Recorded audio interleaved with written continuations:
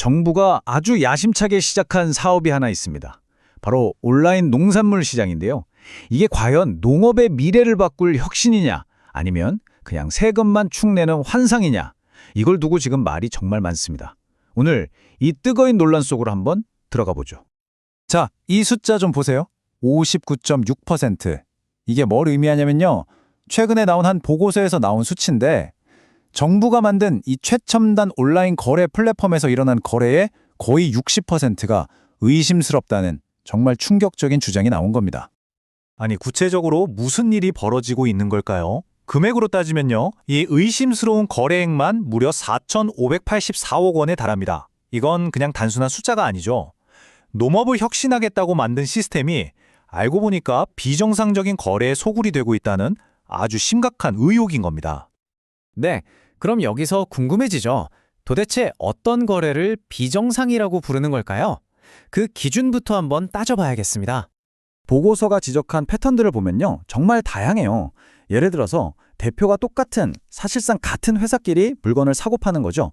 이걸 관계사 간 거래라고 하고요. 또 배송 정도가 아예 없거나 구매자랑 판매자 사무실이 바로 옆집인 경우도 있었고요. 심지어 오프라인에서 한 거래를 그냥 온라인에서 한 것처럼 꾸미는 경우까지 정말 상식적으로 이해가 안 가는 것들이 많았습니다. 자, 그리고 이건 정말 황당한 사례인데요. 한번 보세요. 주문은 2월 9일에 들어왔는데 물건은 하루 전인 2월 8일에 이미 출발을 했대요. 아니, 주문도 하기 전에 물건을 보낸다? 이게 도대체 어떻게 가능한 일일까요? 그러니까요. 이런 말도 안 되는 일들이 대체 왜 일어나는 걸까요? 많은 사람들이 그 원인으로 딱 한 가지를 지목하고 있습니다. 바로 정부가 내건 막대한 보조금의 유혹 때문이라는 거죠.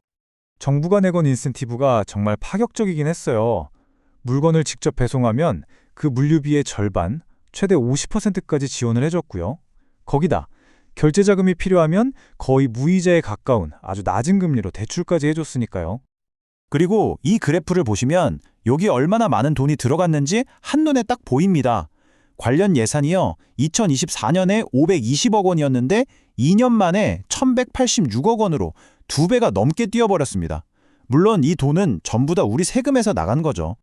자, 상황이 이렇다 보니 이 보고서가 공개되자마자 예상했던 대로 여기저기서 아주 거센 비판의 목소리가 터져 나오기 시작했습니다. 먼저 이 의혹을 처음 제기했던 임미애 의원의 이야기인데요. 정부가 실적 채우기에만 너무 급급한 나머지 이런 비정상적인 거래들을 그냥 방치했다. 이 사업 전면적으로 뜯어 고쳐야 한다고 아주 강하게 비판했습니다. 동민단체들의 반응은 훨씬 더 격했습니다.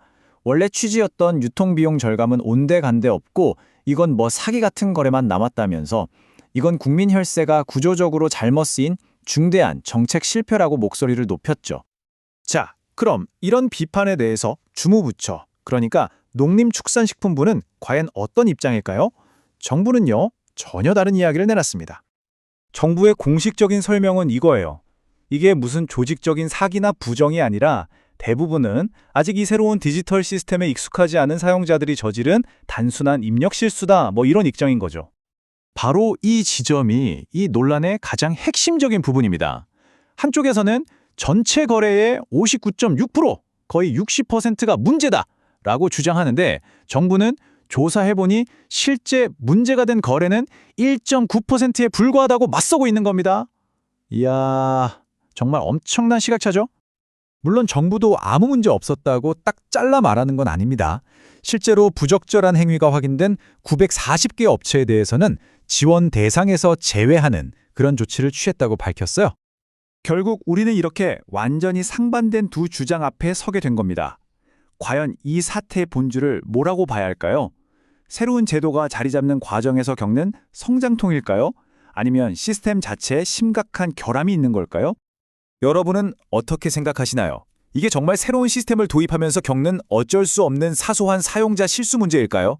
아니면 국민의 막대한 세금이 줄줄 새는 걸 방치한 공공정책의 근본적인 실패를 보여주는 신호일까요? 이 질문에 대한 답은 결국 이 소식을 접하는 우리 모두의 판단에 달려 있을 겁니다.